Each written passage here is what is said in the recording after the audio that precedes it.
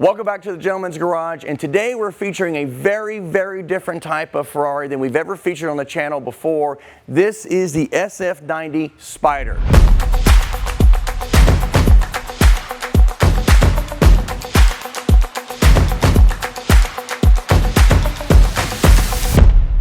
That's right, twin turbo V8 hybrid, a little over 1,000 horsepower. We had the coupe version. That was our very first hybrid type of any type of brand car that we've ever owned here. Of course, we've got the LaFerrari in the collection now. We originally had the coupe. The coupe recently got sold when our Spyder that we spec'd 3.5 years ago. Why it was held up so long in production, I'm sure COVID has something to do with that, and then I think other models getting launched, and I'm sure there's other reasons far beyond what I will ever know, but we did finally get the car here. Loving the car. What's unfortunate is that we won't have this car in the collection very long because our SF90 XX has just gone into production. We're super excited not only about that car, but about that spec. It's going to be the craziest design spec Ferrari we've ever done. So we'll probably only have this car maybe 6 months, I think, max. We'll have it. But so much to get into about this car, because when this car first came out, it was such a dramatic departure from anything that Ferrari had ever done, with only the exception of the LaFerrari. But I would still say natural aspirated V12, one hybrid motor in the LaFerrari. That is a very different car than this car. So this, I'm going to say, was the first of its kind from Ferrari for sure. Very different platform and a lot of different personality traits that have come with this car that's drastically different than anything else that we've ever seen from Ferrari. Obviously, the design cues are very different. The front end's very different. The rear end's very different than anything from Ferrari in any previous generation for sure. And there's a lot of things about this car because of the hybrid system that makes it very unique and very different than anything else Ferrari had produced. Quite honestly, when they first launched the SF90, I declined my allocation of the coupe. I did not take it. I did not want a hybrid Ferrari. I was not excited about any of that. And that's when we started buying much older Ferraris. That's when we got the 16M, the Challenge Stradale, the 355 Spyder, the 348 Spyder. And then, of course, we ultimately ended up with our 512M and F40. And then finally, there was a used one for sale. And the guy's like, "Lewis, just come drive the car." I thought it was absurd. 1,000 horsepower on the road. That's just ridiculous. It's unusable. You can't get that kind of power down. And a car that fast, can you really even enjoy it? How fun is it really to drive? Those were all my thoughts. And I was very much a naysayer on this car until I drove it. Experiencing this car is something very different than not only what I expected, but anything else previous from Ferrari, including the LaFerrari. A lot of unique things. There's 3 electric motors, which is really kind of crazy when you see how that works with the front end and what that means for the positioning of the engine. We'll get to that in a second. But there's no front axle on this car, which is kind of crazy. There's a separate electric motor on each front wheel. That also means if you look at where your feet would be positioned when you're sitting in this car, where you're the driver or passenger, the passenger seat, your feet would be basically right here. Your feet would be right on what would be the front axle, but there is no front axle here. And that's because the batteries are positioned right behind the driver and passenger seat. And with that brings some different realities to the car. First of all, you lose that back shelf that the 458, the 488, even the 430s had behind it, which is a huge storage capacity that you had, but that's now filled with batteries. The other thing that does is that moves the driver and the passenger drastically forward in its positioning on the chassis of the car, and also creates another really weird thing that when you're getting in and out of the car, when the car door opens, you're so far forward that you're much tighter inside the V between the side of the car and where that door opens versus being a little bit further back, and you're at that wider opening radius of the door. So getting in and out of the car is definitely a little bit more of a scrunched experience, if you will. You're kind of cramped and squeezing yourself a little bit more in and out than you would on traditional mid-engine V8 Ferraris, and that's just a reality of where they position the hybrid batteries. The other thing, going back to what that meant, having these electric motors on the front wheels and what that means for positioning of the engine. If you look at how the engine sits in the engine bay of the car, it is just drastically very, very low in the car. And that's fantastic. That creates a really very, very low center of gravity for the car, which definitely impacts its driving characteristics. But the reason they were able to do that is because there's no reverse in that gearbox. They use the electric motors on the front wheels to activate a reverse action for the car, so the car doesn't really have a reverse gear in the gearbox, which again gave them the capacity to drop that engine and transmission dramatically low in the car and drastically impacting the driver characteristics of the car. There's a lot of things that I couldn't appreciate until I actually drove this car, and this car has seen a wild ride in the marketplace. There was a time where these cars were well over $900,000, going for $250,000 over MSRP, maybe even a little more at its peak. And now today, the market's saying that, hey, you can go buy an SF90 coupe, a 1,000 horsepower Ferrari, for about $500,000. I mean, I haven't looked recently where an F8 Tributo can be picked up in the marketplace, but you think about the performance output of that car versus the SF90, and the money between the two is pretty small, I would imagine, in the marketplace. So it's crazy to me that you can buy a 1,000 horsepower Ferrari for $500,000 in today's money. But also, a lot that we'll get into about the MSRP of these cars, that's a whole separate conversation. But for now, let's get this car out on the road and let me tell you why I think this is one hell of a driving car, and it tremendously surprised me with what my expectations of the car were. Getting inside the SF90 Spyder, and as I said, getting into this car, it's a real narrow angle here to get in because the seats are so far forward, whereas if we didn't have the battery set, we weren't pushed more forward in the position of the chassis of the car, I would be getting out more back here where the door swings wider open. It's a silly little thing, but when you look at the way these cars are built today, they're really built to be more dailyable, more enjoyable on a day-to-day basis. And you most certainly could daily this car, absolutely, which is insane that you've got a 1,000 horsepower Ferrari that is built well enough, reliable enough, comfortable enough, practical enough, believe it or not, to daily drive. And that's a really cool thing I think Ferrari's after. But when you're using these types of cars daily like that, these little things start to kind of annoy you. But you get in, okay, cool, you got your little key fob here. When you get out of the car, it does automatically lock the car as soon as this key fob exits the car.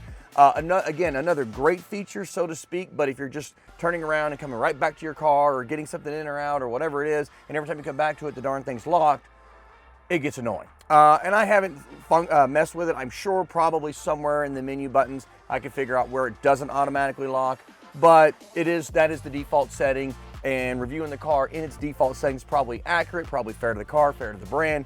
And again, it seems like a very minor thing, but when it's something that you're dailying back and forth and doing things and you're getting in and out of the car throughout the day, the little quirky things begin to annoy you. But then here's one of my other most annoying features of the SF90, and no, it's not the haptic feedback buttons on the dash or on the steering wheel, excuse me, which we'll get to that in a second. It is this feature right here. If you get in the car and you start the car,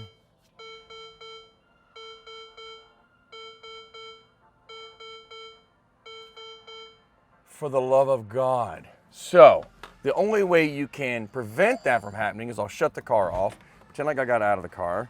All right, we're off. Get in the car. My wife and I've learned this. Put your seatbelt on first, then you can turn the car on. Way better. I don't have some annoying beep or tone or bell or whatever the heck you want to call it, just beeping away. Yes, I know to buckle my seatbelt. I'm going to get to it. I live in Texas. It's usually hot. The first thing you do when you get into a car in the middle of August is to start it up immediately. That's just the unwritten rule. When you have a car in Texas, you start it immediately because it's hot as hell outside and you want to get the AC going as fast as humanly possible. In this car, we both got to get in, buckle the seatbelts, then turn the thing on. Otherwise, it's just going to beep to the point where it drives you absolutely nuts. It beeps so much. It's the only thing my wife can't stand about this car, but boy, does she really get upset about how much this thing beeps at you. All the other beeps and whatnot we have turned down. And again, I want to review the car in its default setting. The dealership has listened to us complain so much about how much this car beeps at you with all the technology in the car. They turned them all down as much as they could before they even gave us the car to take delivery of. So that's how we're going to review the car today. Now, let's get into a couple of other major things about this car. Obviously, it's a very, very different platform from anything previous to Ferrari. Obviously, a lot of it has to do with the haptic buttons here on the steering wheel. The idea is that everything's here, keep your eyes up on the road.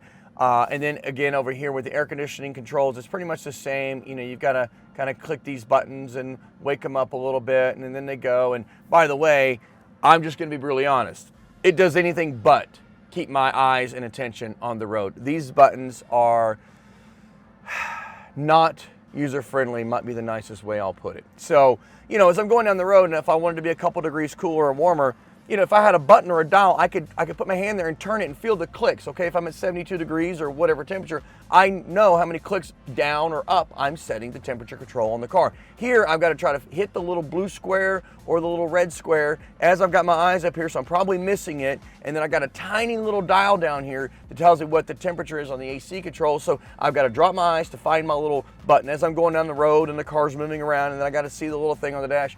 It is utterly annoying, for sure, and it gives you a lot of anxiety as a driver. So quite honestly, you wait until you come to a red light and you're at a standstill for a bit before you do anything with any of the menu buttons on this car. Literally anything. You just don't fumble through anything. Again, you got the haptic feedback buttons here on the steering wheel. You got to click in the middle of the cursor there to wake the buttons up. That's a good thing, so you're not inadvertently hitting buttons as you're driving, especially if you're driving really spirited and your hands are fast on the wheel. It is good that they go to sleep, so I'm down with that feature. I like that feature. When you do that, you've got all your menus here. It's all the typical stuff that you would find. You could scroll through those, and this is not user-friendly. It's a royal pain in the butt. It just really is. There's no two ways about it. But you can start this car up. You can start it up in full electric mode. You've got on a full charge, you get about 15 miles the car on full electric mode. You hear the little sound there whenever it starts up. It's ready to go. Put it in E-drive. It's only one gear, and then you pull off, and it's kind of got this, I don't know if the microphones are picking it up,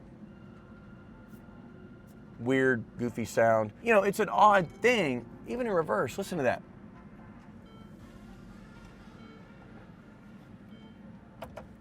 I can't tell you how odd that is to get into a Ferrari and drive off in all electric mode and it be almost completely silent. It is weird for me, and we had the coupe for about, I don't know, 3.5, maybe 4 years, something like that. Never got used to it.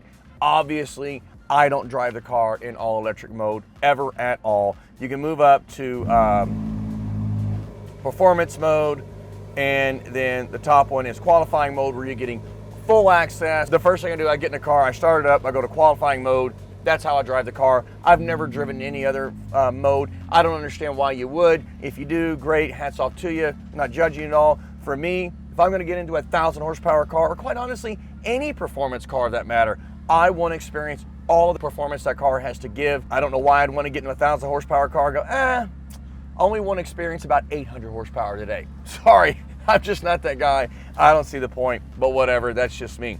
The other thing, you start this car up, it defaults to fully automatic mode. Absolutely never, ever. I want to have the full driver engagement with the car, so I want my paddle shifting, so immediately I'm gonna reach down here, these buttons, put it in manual mode.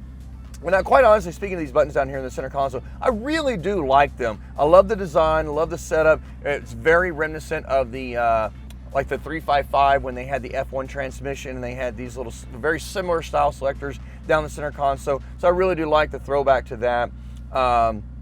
And yeah, I'm gonna do the review with the top down because, listen, I love cars, convertibles. That's the way to experience them.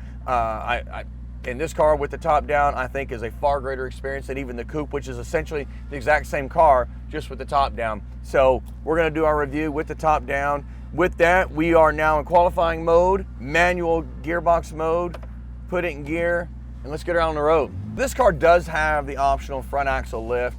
I highly recommend you get it on these cars. You click it, raise it. It actually functions really quickly, which is great. but you're constantly clearing bumps and whatnot in these cars, and having that front axle lift gives you the opportunity to not scrape the nose of the car. Once you get above, I don't know, I think it's like 20 miles an hour or whatever, the car will automatically lower the nose. I just have a habit of lowering it because the front end does drive really, really stiff when that front axle lift is fully extended up. And the other thing, you know, as we leave the gentleman's garage here, this road is actually really, really bumpy. And the other favorite feature that I have on all modern Ferraris is bumpy road mode. So right here with my Manatino, which I obviously keep in race mode all the time, press in on it, puts it in bumpy road mode, and it does a really phenomenal job of smoothing out the suspension. I mean, this road is really not great at all. There's the first chance to start to hear a little bit of that twin turbocharged V8. Listen, it's never gonna be a 458, and I get that. Those days are gone, and sadly that is what it is. But Ferrari, I gotta hand it to them. It spent a lot of time, given the current EPA regulations and sound regulations that they have for different countries around the world, and trying to make a car they can sell across all the markets, which again, as a business I get. They spent a lot of time trying to develop the absolute best sound they could on this exhaust and the 296, given the parameters in which they had to operate within. And I think they did a pretty good job. Something tells me I think they're going to continue to get better and better as they continue to make future models with not only the regulations we have today, but it seems like you know, probably more regulations to come. So you know, they're really starting to get restricted on what they can do. But I do have to say they're doing a hell of a job at doing the best they can with what they got to work with. So here we are on road review, and you know what? It is a gorgeous day here in Texas. Top down, I think it's like mid-60s. Sun's bright. I need some sunglasses. So here we go. Let's get into what this car is all about. So first and foremost, when you're driving this car, do some YouTube or Google searches. You'll find plenty of guys that have gotten into some of these SF90s, put their foot off into it and lose control of the car. This car snaps around on them. And there's a very simple reason for that. Number one, it's a 1,000 horsepower car.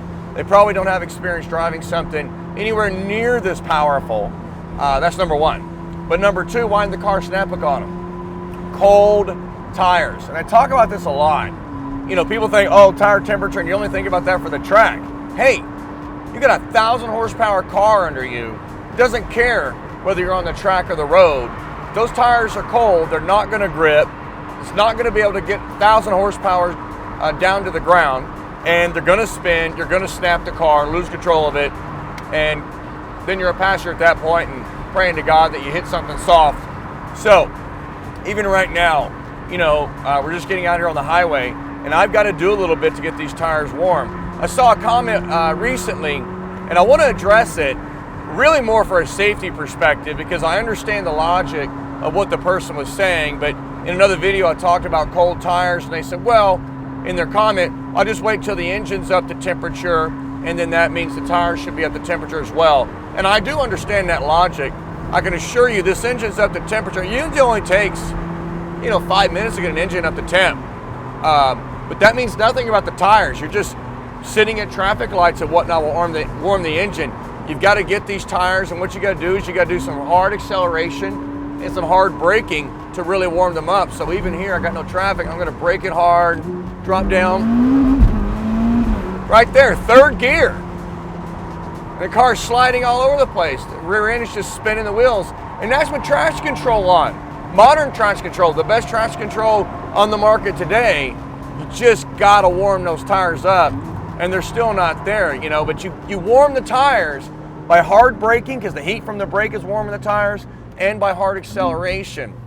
And look, again, this is something that I'm sharing with you guys. I didn't know this as a road car driving normal guy either until I started racing. I started driving cars on track. The first thing we had to do was learn how to warm those tires before we could really get into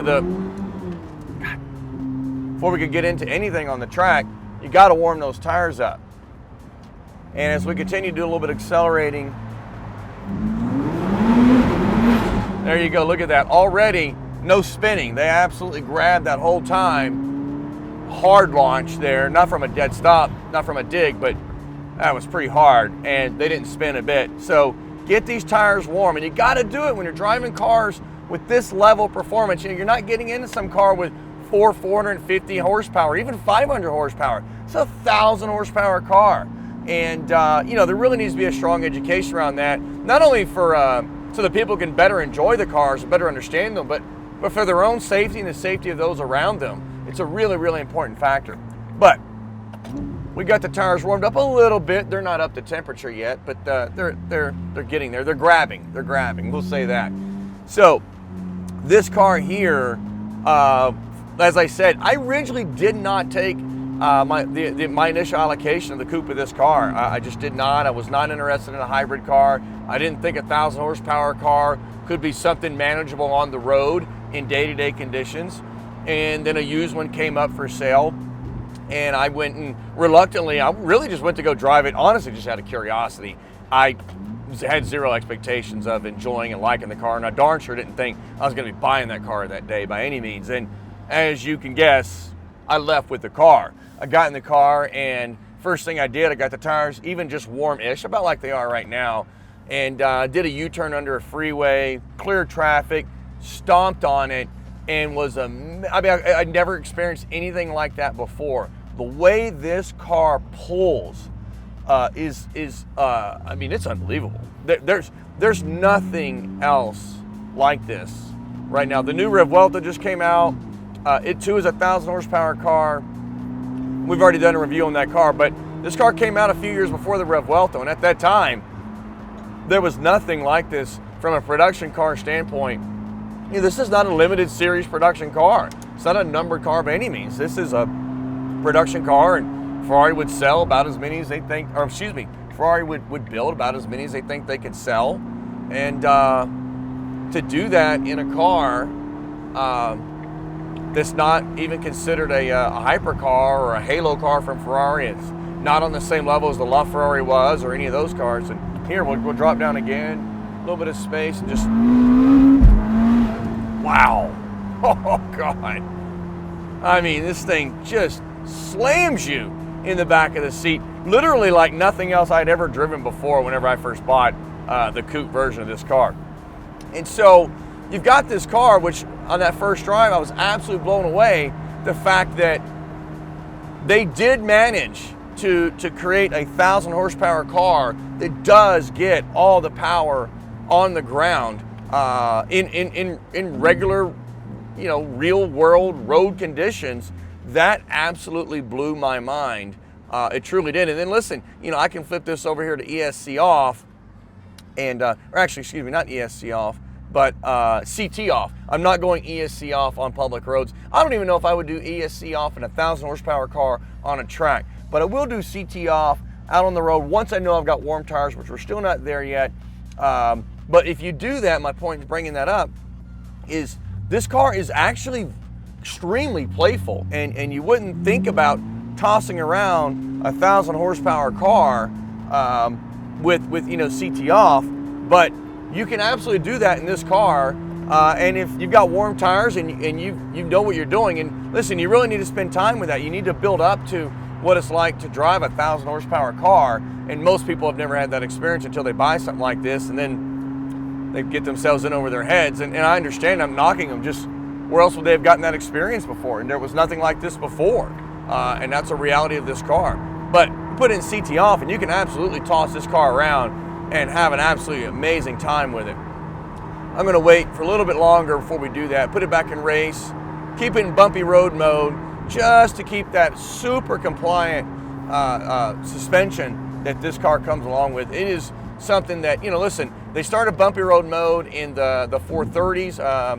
It was a Michael Schumacher request and development back then, and Ferrari has carried it forward in all their cars through today, and that has only gotten better and better and better as these suspensions have gotten more and more sophisticated. You know, when I got rid of my coupe, I had like 6,000 miles on it, and that's with having, I don't know, 25, 28 other cars in my collection throughout the last 3 or 4 years that I'm also driving. That means I drove that car a lot. And that just tells you how dailyable and easy to live with that car was. Now, practicality, that's another thing. You know, listen, this car does have a front boot. It does have a front storage compartment. It's very, very small because of the electric motors and everything that's going on in the front end of this car, you'll get a small duffel bag, maybe for an overnight in that front boot or frunk or front trunk, whatever you want to call it. And that's about all you're going to get in there. That is for sure. Transmission, it's unbelievably fast. There's just no two ways about it. Yeah, is it faster than even the 488 Pista that Spyder that we have? Yeah, it's even faster. I think on the road it's not enough to make a difference. I don't even think it's enough to make much of a difference on track in terms of lap times, because the transmission in the 488s and the F8s was already basically perfection. Now the steering is an interesting thing on this car, because there is no front axle. You're steering two independent front wheels that have separate electric motors on them, and no, does it have the steering feedback of my favorite modern Ferrari, which is our 458 Speciale Aperta? No, it does not have that level. I can't feel the grip of that pavement that it's going to offer me. I kind of have to play around and really use the communication feedback of the car and how it's reacting as I'm putting steering input to really kind of feel what kind of traction I've got on that particular piece of tarmac or roadway or whatever. Incredibly fast though. I mean, the steering in this car is so fast. It's almost, I mean, you can just see how darty, twitchy the front end of this car is. Just, I mean, it is mind-bendingly fast steering, which is great when you're really trying to squeeze the most out of a car. I do think that that's also an area where people that aren't accustomed to driving something of this caliber performance would overcorrect when they step off this car, rear end steps out a little bit on them, because the steering is so much faster what they're used to. They're gonna have a tendency to overcorrect and bring the rear end of the car around, that's for sure. Now this car being all-wheel drive does really, really help that. Listen, this car is not a tail-happy car at all. It really is not. I have to really intentionally throw the rear end of this car out to get it to step out, and to get it to come all the way around. I'm sure I'd have to have all of the nannies turned off, CT off, ESC off, the whole bit. And it probably needs to be that way. At the end of the day, this car does need to be safe for other people to get out on the road and drive and enjoy it. And listen, this is absolutely a car that you don't have to be a phenomenal driver to get out and drive and enjoy on the road. It's just knowing the sheer performance of a 1,000 horsepower car. I mean, real world road conditions, this car's pulling 0 to 60 in 2.5, 2.6 seconds on the stock tires. It's pulling, sub 10 seconds. I think I'm seeing a lot of quarter mile times around 9.9 pretty consistently in this car. That is unbelievably fast. Wasn't even just, I'd say, I don't know, 7-8 years ago, to get a sub 10 second car was really extraordinary. And now, you can go buy a production level car, not only here with the SF90, but the 296, because the 296 is over 400 pounds lighter than this car. The 296 also was pulling, mid 2.5, 2.6 seconds 0 to 60s, and very similar quarter mile times, even though it's down on power. You just go through the gears so quick in this car. Tires are really starting to grab now, which is great. It just moves. Exhaust note. Let's talk a little bit more about that now, especially now that we got a little bit of open road and not all that traffic. We can kind of get up to the rev range a little bit here. Look, we got the top down. This is as good as it's going to get with a stock exhaust, stock setup. Listen, it's never going to be that of a natural aspirated car. It's not. It does sound good. It's not. It'll never be, the NA V8s. Those days are just gone. That's just the reality of it. But, well, I'll tell you what. Let's slow it down a little bit here and let you guys tell me what you think. Here we go.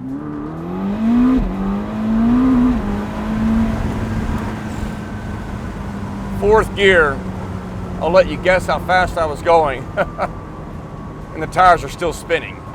Unbelievable. I mean, just unbelievable. And I have intentionally warmed these tires up, and they're up to temp now. But just the amount of torque and horsepower that we're putting down on this car is just absolutely insane. It's truly amazing what this car is doing here. And to think you could buy this car and drive it on public roads is crazy. So the steering, very, very quick, a little bit numb, and that's just the reality of modern day steering, all-wheel drive system, and just where we are, no front axle, a lot of different things where you don't have that old school rack and pinion steering type of style that you used to get in some of the older cars, and that's just gone. But the steering response is lightning fast. The ride is incredibly comfortable. It's really amazing. I'm in race mode. Yeah, I got it in bumpy road mode, but hey, I get the sharpest response of the car with the suspension slightly slacked off, so I can really drive and enjoy this car all day long. I could road trip this car no problem whatsoever. I mean, come on. Road tripping a 1,000 horsepower Ferrari comfortably? That's pretty awesome. You got to hand it to them. You really do. Visibility. Visibility is fantastic in this car. There's zero restrictiveness to the visibility of this car whatsoever. Now, I got to get into, and I got to really address kind of the elephant in the room, if you will. It's unreal to think that you can go buy a 1,000 horsepower Ferrari today for about $500,000. Now, obviously, I'm referring to the coupes, not the Spyders. Spyders are doing a little stronger than that, for sure. But to get into a car of this magnitude for $500,000 is absolutely crazy. And I've talked to probably 4 or 5 guys that actually owned the coupe and sold it. They all said they blamed the hybrid system. And I'm like, what do you mean the hybrid system? I never had any problems with it. Believe it or not, the issue relied on one simple menu setting. So right here, I'm going to wake this up. I'm going to scroll down to the hybrid system, click on it, and right there where it says charge. These guys did not know that you had to go into that menu and select it to charge. All of them had experienced this car where they would drive somewhere and it was running the battery down. They couldn't figure out how to charge it unless they were at home, all because no one ever showed them that when you go into that menu, you can turn that charge option on or off. Theirs was all off, and they did not know that's how you charge the battery. Unbelievable. Let's get on some roads here. Now this road here does not have the best grip. You gotta really be careful how you feed that 1,000 horsepower in. Apex, and let's go, baby. Yes, sir. And listen to that V8. Listen, it's not the 458, but it's not awful by any means.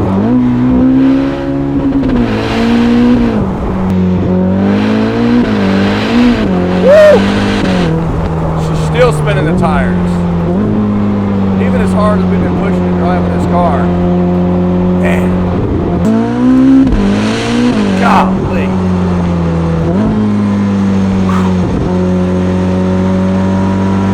It's just so fast. God almighty.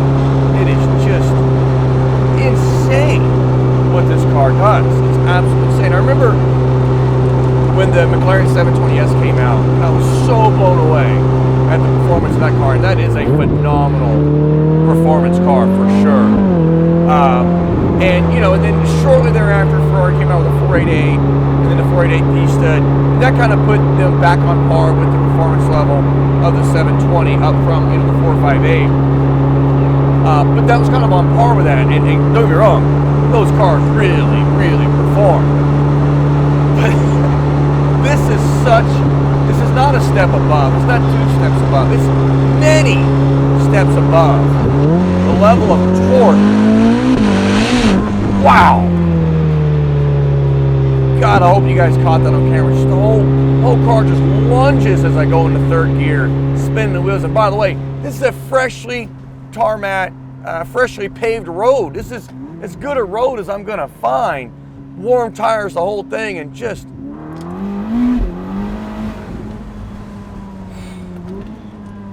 tell you what, this car could get you in trouble really quick. And I don't mean just with the law. I mean the type that the paramedics and the ambulance is showing up for. This car is just unreal at how fast it is. And the torque is just insane. Oh my goodness, look at this. This person damn near hit my camera car. Asshole of the day right there. There's always one. And you listen, at the end of the day, you know, we can talk about the haptic feedback or haptic buttons on the steering wheel and the AC controls and even the touchscreen control here for the passenger. And, you know, people can complain about it, this, that, and the other. Listen, for me, I don't care. I don't care about how goofy or wonky these buttons are. Because listen, I set this car up, I've set my settings where I want them, and I get in here, I don't get in this car to mess with these settings. I'm not getting in here using Apple CarPlay and I don't even know what the radio sounds like in this car because I'm here to drive, I'm here to enjoy it, I'm here to get a thrill out of this car. I'm here for it to excite me, to stir my emotions, to put a big old smile on my face. And this car does it. People don't want to bag on this car about the haptic buttons on the steering wheel and the menus and the controls. Listen, why do you care? Why are you fiddling with them? Get in this car and drive the heck out of it. You know, go push this car carefully to the limits that you can safely on public roads. And listen, and know that there's no one going to pull up next to you at a stoplight that you're going to drag race straight light to light and you're going to lose to. Even the Revuelto, which is a phenomenal car. Absolutely love the Revuelto. Drag Times has done a couple of videos on the Revuelto versus the SF90. The SF90 wins every single time. So you can get in this car. Who cares about the controls? Who cares about the haptic buttons? Who cares about the radio and all these different things? Set your AC where you want it. Put your drive modes where you want it. And go have a blast. And just know, as far as production cars go, as of right now, video in this car, this is king of the road. There's nothing that I'm going to pull up next to at a light that I got to worry about that car beating me in a drag race. And for that, it's pretty dang cool. So with that, let's get this car back to the gentleman's garage and let me give you my final thoughts. Here we are back at the gentleman's garage. Pretty awesome car. Actually, a flat out incredible car, great driving car, as you guys got to see, even with warm tires, even on that brand new freshly paved road, the car's still spinning its wheels in third and fourth gear as you get on it. This car is absolutely insane. Again, there's no other production car that you're gonna buy right now that can pull up next to you at the light and it's gonna beat this car. This is the king of the road right now in terms of any brand production car on the road right now. It's absolutely insane. It's blistering fast, absolutely blistering fast. With that though, that actually makes this the most bargain Ferrari you can buy right now. As I said, this car has seen some very wild market swings. At one point, the coupes were going for well over $900,000. Right now, you can get the car, the fastest king of the road production performance supercar on the road right now for about $500,000. Not saying that's not a lot of money, it absolutely is. But when you think dollar per dollar for performance, that makes the SF90 coupes right now at about $500,000 the cheapest, best bargain buy you can buy of the Ferrari. Now, why is that? This car right here, MSRP $725,000 and some change. Incredibly expensive car. And right now you could get the coupe version of this for $500,000. And we talked about, yeah, a lot of people complain they don't like the haptic buttons on the steering wheel. That's not the reason. A lot of people complain about the hybrid system and not knowing to turn that generator on to charge the cars. That's a handful of people. That's not really the reason. Here's the secret as to what has driven these cars down, and I'm going to tell you they're not going to stay at this dollar value for long. The reality of it is, everyone knew Ferrari was coming out with a new Halo car. They come out with one about every 10 years. Yes, I'm talking about the newest Ferrari F80. Everyone knew that car was coming. A lot of guys were starting to buy up cars and trying to boost their profile at the last minute, hoping to get an allocation of the F80. And they didn't. So that was a lot of inventory being bought up all at one time. As soon as the F80 came out, they started unloading all that inventory. So there's a lot of SF90 coupes out there, a lot of 296 GTBs out there that are going for very, very cheap prices because the market's been flooded with them. What does that mean for you? That means if you're getting ready to get into a supercar and you can afford to buy something at this level, you should do it right away because you can get the king of the road car at one of the cheapest prices you'll ever see. The market will level back out. That inventory will dry up because this is an amazing performance car. There's absolutely no reason why it should be that cheap whatsoever. It's only because of supply and demand, and there's been a lot of supply flooded to the market. That's about to dry up, I think, in the next 6 to 8 months or so, and these cars will start creeping back up and start getting back to where they really should be in terms of value. With that being said, I hope you're able to go get your hands on one because this is an amazing car.